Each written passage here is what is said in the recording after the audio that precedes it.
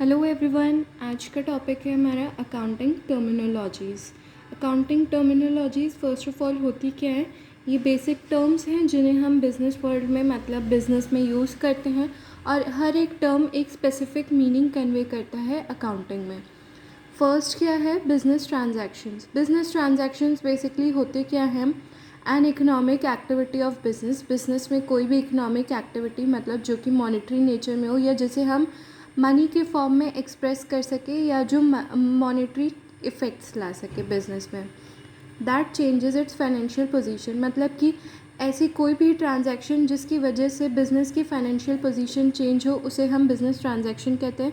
जैसे अगर हम कोई गुड्स परचेज़ कर रहे हैं तो हम कैश के थ्रू परचेज़ कर रहे हैं तो कैश हमारा क्या हो जाता है? डिक्रीज़ हो जाता है, तो जो कि कहीं ना कहीं फाइनेंशियल पोजीशन बिज़नेस की चेंज कर देता है, तो it is a business transaction. Second is event. Event क्या होते हैं? दीज आर दी कॉन्सिक्वेंसेज या फिर रिजल्ट ऑफ अ ट्रांजैक्शन। कोई भी ट्रांजैक्शन हुआ हो उसका क्या कॉन्सिक्वेंस है, रिजल्ट क्या है उसका, जो होता है वो इवेंट कहलाता है। जैसे earning profit of ₹50,000 by selling goods. हमारा ट्रांजैक्शन क्या था? सेलिंग ऑफ गुड्स, और उसके बाद जो उसका रिजल्ट आया वो क्या था कि हमें प्रॉफिट मिला 50,000 का। तो जो ये प्रॉफिट मिलना है this is an event. Third term है अकाउंट। अकाउंट बेसिकली क्या होती है? Recording of business transactions. Account में हम किसी पर्टिकुलर अगर हम इंडिविजुअल की हो या किसी आइटम की या फिर ऐसे हम कोई भी ट्रांजैक्शन कर रहे हैं तो वो सब सारी कहाँ रिकॉर्ड होती है? सेम नेचर के या सेम आइटम्स के बेसिस पे कहाँ रिकॉर्ड होती है? अकाउंट्स में। रिलेटिंग टू पर्टिकुलर पर्सन और item and it is in summarised form. मतलब वो पूरा एक किसी पर्टिकुलर पर्सन या आइटम का क्या होता है वो पूरा समराइज्ड फॉर्म दिखा देता है ओवर एन ईयर या फिर ओवर एन अकाउंटिंग पीरियड या फिर ओवरऑल अ मंथ, ताकि हमें ये पता लग पाए कि हमारी कैश इनकमिंग कहाँ से और आउटगोइंग कहाँ से। Next is capital. कैपिटल को हम ओनर्स इक्विटी भी कहते हैं। कैपिटल होता क्या है? This is the amount invested bye proprietor या फिर ओनर इन बिजनेस। ये जो अमाउंट ओनर या फिर ओनर को प्रोप्राइटर भी कहते हैं, जो बिज़नेस में लेके आता है जब वो अपना बिज़नेस शुरू करता है या फिर बीच में भी लेके आता है जब वो अपना बिज़नेस एक्सपैंड करना चाहे या कोई लाइन डाइवर्सिफाई करना चाहे, प्रोडक्ट लाइन। तो जब वो जो भी अमाउंट लेके आता है उसे हम क्या कहते हैं? कैपिटल कहते हैं। It can be in the form of cash, goods और एसेट्स। किसी भी फॉर्म में हो सकता है कैपिटल। नेक्स्ट टर्म हमारा है ड्राइंग्स। ड्राइंग्स बेसिकली क्या होती है? ओनर जो कि अपने पर्सनल यूज़ के लिए बिज़नेस से कुछ भी विड्रॉ करे, बिज़नेस से वो कुछ भी अपना पर्सनल यूज़ के लिए अगर ले रहा है, चाहे वो कैश हो, गुड्स हो, तो उसे हम क्या कहते हैं? ड्राइंग्स। क्योंकि बिज़नेस एक सेपरेट एंटिटी की तरह ट्रीट किया जाता है, तो जो भी पर्सनल यूज़ के लिए चीज़ें हैं उन्हें हम एज अ ड्राइंग्स ट्रीट करते हैं। नेक्स्ट है लाइबिलिटीज़। लाइबिलिटीज़ क्या होती है? जो कि हमें पे करनी होती है, जो अमाउंट हमें पे करना होता है, that needs to be paid. दो तरह की होती है, current and non current liabilities. Current liabilities वो होती है जिन्हें हम विद इन अ ईयर हम क्या कर देते हैं? उसे पे ऑफ कर देते हैं। और नॉन करेंट लाइबिलिटीज़ क्या होती है? जो कि मोर देन 1 ईयर हमें लग जाता है उन्हें पे ऑफ करने के लिए। करंट में जैसे बैंक ओवरड्राफ्ट आ गया, शॉर्ट टर्म लोन्स हो गए, जो शॉर्ट टर्म के लिए विद इन अ ईयर हम उसे पे ऑफ कर देते हैं। और जैसे लॉन्ग टर्म लोन्स हो गए या डिबेंचर्स हो गए जो कि मोर देन 1 ईयर का पीरियड लेते हैं, that needs to be paid off more than 1 year, are non current liabilities. इन्हें फर्दर इंटरनल और एक्सटर्नल बेसिस पे भी डिस्टिंग्विश किया गया है। इंटरनल लाइबिलिटीज़ क्या होती है? जो किसी भी बिज़नेस की अपने ओनर्स के ऊपर होती है, जैसे कि प्रॉफिट्स, कैपिटल, ये सब बिज़नेस ओ करता है किसको? ओनर्स को। और एक्सटर्नल लाइबिलिटीज़ क्या होती है किसी भी बिज़नेस की? जो वो अपने आउटसाइडर्स जैसे कि क्रेडिटर्स हैं, बैंक ओवरड्राफ्ट हमें पे ऑफ करना है, लोन्स पे ऑफ करना है, जो कि आउटसाइड दी बिज़नेस होते हैं, वो एक्सटर्नल लाइबिलिटीज़ होती है। Next is assets. असेट्स क्या होती है? बिज़नेस की कोई भी प्रॉपर्टी या पोजेशन, उसे हम आगे कैटेगराइज करते हैं करेंट एसेट्स और non current assets. Current assets क्या होते हैं? जो कि विद इन अ ईयर हम उसे कैश में कन्वर्ट कर सकते हैं। जैसे कि बिल्स रिसीवेबल्स हो गए, स्टॉक्स हो गए, विद इन अ ईयर हम उन्हें बिल्स रिसीवेबल्स है जैसे, तो हम उन्हें कैश में इजीली कन्वर्ट कर सकते हैं।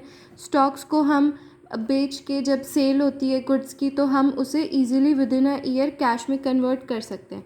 लेकिन जो नॉन करेंट एसेट्स होते हैं जैसे कि plant and machinery, land and building हो गई, उन्हें हम फ्यूचर यूज़ के लिए, आगे के यूज़ के लिए रखते हैं, तो that can not be converted into cash with in a year, it will require more than 1 year, एक से ज़्यादा साल लग सकता है, तो that is non current assets. Next है फिर capital and revenue receipts. Capital और रेवेन्यू रिसिप्ट्स, रिसिप्ट्स पहली बात क्या होता है कि दीज आर कैश इनकमिंग, ठीक है। रिसिप्ट्स का मीनिंग ही क्या होता है, कैश इनकमिंग की, मतलब जब पैसा हमें मिल रहा हो तो वो क्या होती है, हमारी रिसिप्ट्स होती है। कैपिटल रिसिप्ट्स क्या होती है, sale of plant and machinery, किसी भी फिक्स्ड एसेट्स के थ्रू हमें अगर कैश मिल रहा है, चाहे हम उसकी सेल कर रहे पूरी की या फिर कोई पार्ट बेच रहे हैं उसका, तो उससे जो हमें कैश मिलता है वो कैपिटल रिसिप्ट्स कहलाता है। और रेवेन्यू रिसिप्ट्स क्या होती है, जो day to day daily basis पे जो भी ऑपरेशंस हो रहे हैं उसके थ्रू अगर हमें कैश रियलाइज़ हो रहा है, कैश मिल रहा है, तो वो होती है हमारी रेवेन्यू रिसिप्ट्स। नेक्स्ट है हमारा एक्सपेंडिचर। एक्सपेंडिचर क्या होता है, हम किसी भी असेट या प्रॉपर्टी पे जो भी खर्चा कर रहे हैं, ठीक है, कोई भी कॉस्ट हम इनकर कर रहे हैं कैश में, तो वो क्या होती है, cash expense. Further capital expenditure और रेवेन्यू एक्सपेंडिचर इसके टाइप्स हैं। कैपिटल एक्सपेंडिचर क्या होता है, किसी भी फिक्स्ड एसेट्स जैसे plant and machinery, land and building हो गई, उस पर अगर हम कोई खर्चा कर रहे हैं तो वो कैपिटल एक्सपेंडिचर होता है। और रेवेन्यू एक्सपेंडिचर क्या होता है, जैसे डे टू डे ऑपरेशंस के लिए हम कोई भी खर्चा कर रहे हैं तो वो क्या होता है, रेवेन्यू एक्सपेंडिचर। एक्सपेंस क्या होता है, अब expense, this is the cost incurred to generate revenue. Revenue कमाने के लिए हमें जो कॉस्ट बियर करनी पड़ रही है, जो कॉस्ट इनकर करनी पड़ रही है, वो होती है एक्सपेंस। Next income. इनकम किससे होती है, गुड्स हम या तो सेल करेंगे या तो सर्विसेज रेंडर करेंगे, ठीक है। This is the amount received. और पहली बात की income is equal to revenue minus expense. Revenue क्या होती है, जो हमें सेल से जो भी प्राइस मिल रही है, जो हमें अमाउंट सेल करने पे मिल रहा है। एक्सपेंस क्या होते हैं, हमारे खर्चे। तो रेवेन्यू और एक्सपेंस के बीच का जो डिफरेंस है वो हमारी इनकम होती है। फॉर एग्ज़ाम्पल सेल हम कर रहे हैं 4 लाख का, और कॉस्ट यानी एक्सपेंस हमारा है 3 लाख का, तो हमारी इनकम कितनी हो जाएगी, ₹1 lakh. This is our income. Next है प्रॉफिट। प्रॉफिट क्या होता है, total revenues minus total expenses. Profit basically क्या कहलाता है कि गेन, हमने किसी चीज़ पे कितना कमाया, दैट इज़ प्रॉफिट।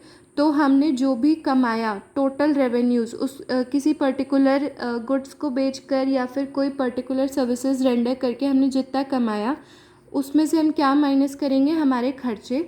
उस अमाउंट को कमाने के लिए हमने जो भी खर्चा किया है, that is expenses.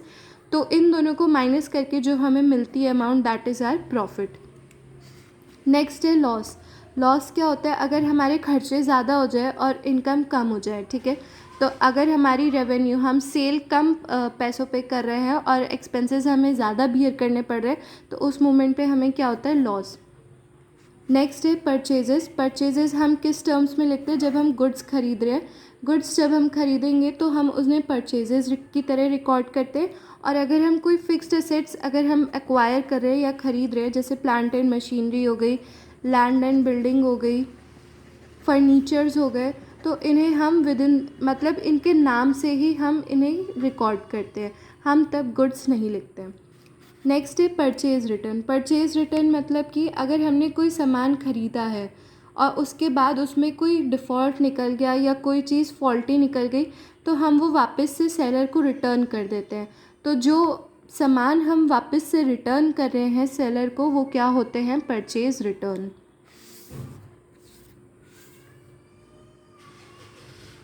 Next term है हमारी सेल्स।